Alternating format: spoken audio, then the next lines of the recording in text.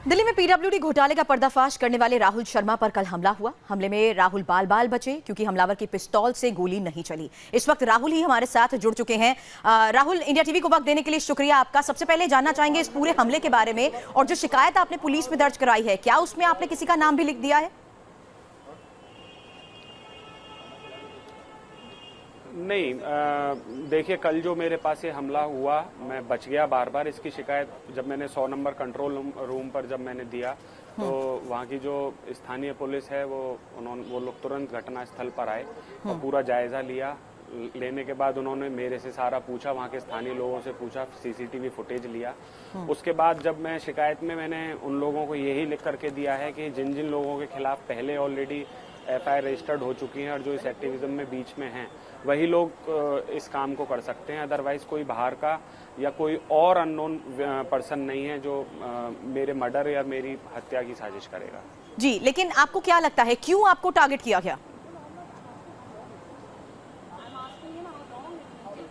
Target करने के वही सारी चीजें हैं। देखिए, मैं शुरू से एक तो जिस टाइम ये एफआईआर रजिस्टर्ड हुई थी जभी से, और अकस्मात जो मृत्यु बंसल साहब की हुई है उसको लेकर भी एक संदेह पहले से रहा है, और जिसकी शिकायत मैं ऑलरेडी आईपी स्टेट को दे चुका था। आईपी स्टेट उस पर पूरी जांच कर रहा है, और एक एक्यूज्ड के नाम पर बंसल साहब की मृत्यु हो जाना, मुझे लगता है कि अगर वो जीवित होते तो इस केस में और भी तमाम पहलू थे जो सामने आ सकते थे इंटेरोगेशन के टाइम पर, और तमाम जांच किस दिशा में एसीबी अपनी लेकर के जाता, उनके ऊपर बहुत कुछ निर्भर था।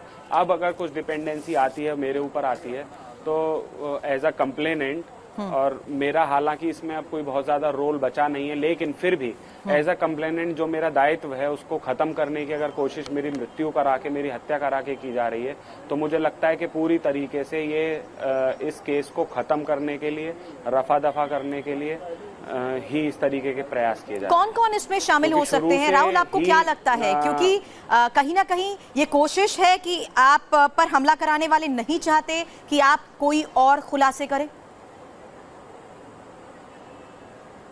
देखिए, ऑलरेडी जो एफआईआर 3 एफआईआर रजिस्टर्ड हुई हैं वो हैं, उसके अलावा और भी हमने कुछ कंप्लेंट्स दी हैं। उसके अलावा करीब 200 से 250 आरटीआई एप्लीकेशन पीडब्ल्यूडी में हमने फाइल की हैं, और सब में सारे हर वर्ग के अंदर इरेगुलरिटी हमको मिल रही है।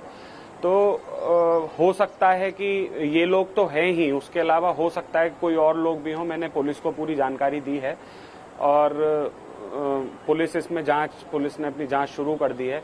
अब इसमें आगे ये कौन लोग इसमें आ सकते हैं, मैं पुलिस को स्टेटमेंट में अपना रिकॉर्ड कराने की कोशिश करूंगा। अभी पुलिस अपने स्तर पे जांच कर रही है, तो मैं चाहता हूं पुलिस कर ले।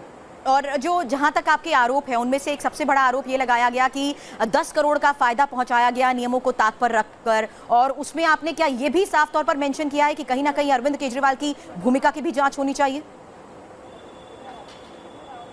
नहीं, साफ नहीं कहा हमने, तो अभी भी कह रहे हैं, बिना अरविंद जी के, मुख्यमंत्री जी के इन्फ्लुएंस के बिना इतना बड़ा घोटाला या धांधली संभव ही नहीं है। मैं खुद पूछना चाहता हूं, अगर है, लोग मान रहे हैं कि है, तो कैसे है भाई? 50% बिलों पर वर्क अवार्ड हो जाना, बोगस बिल लगा करके पेमेंट को डिसबर्स करा देना। भाई 400 रुपए का अगर मार्केट में सीमेंट का बैग आज मार्केट में आ रहा है, तो आप 150 का 200 का कहां से खरीद रहे हैं? 50 रुपए किलो की स्टील अगर मार्केट में मिल रही है तो आप 150 की कहां से, 25 रुपए किलो की कहां से खरीद के ला रहे हैं? तो ये सारे तमाम पहलू हैं जो निराधार नहीं हो सकते। दूसरी बात, फिर जो इनवॉइसेस बंसल साहब ने पीडब्ल्यूडी के अंदर दिए थे, वो इनवॉइसेस लगभग, स्टील के इनवॉइसेस लगभग 1 करोड़ 41 लाख रुपए के फोर्ज हैं, जो सेलटेक्स ने वेरीफाई करके दिए हैं कि ये महादेव इम्पैक्स नाम की जो एजेंसी है ये एग्जिस्ट नहीं करती है, जिसके इनवॉइसेस बंसल साहब ने पीडब्ल्यूडी में दिए। बिल्कुल, और कागजात के साथ आप लोग सबूत के साथ ही मीडिया के सामने आए थे। बहरहाल इस मामले में केस तो दर्ज कर दिया गया है, जांच अभी भी जारी है। फिलहाल आपने इंडिया टीवी से बात की राहुल, उसके लिए शुक्रिया आपका।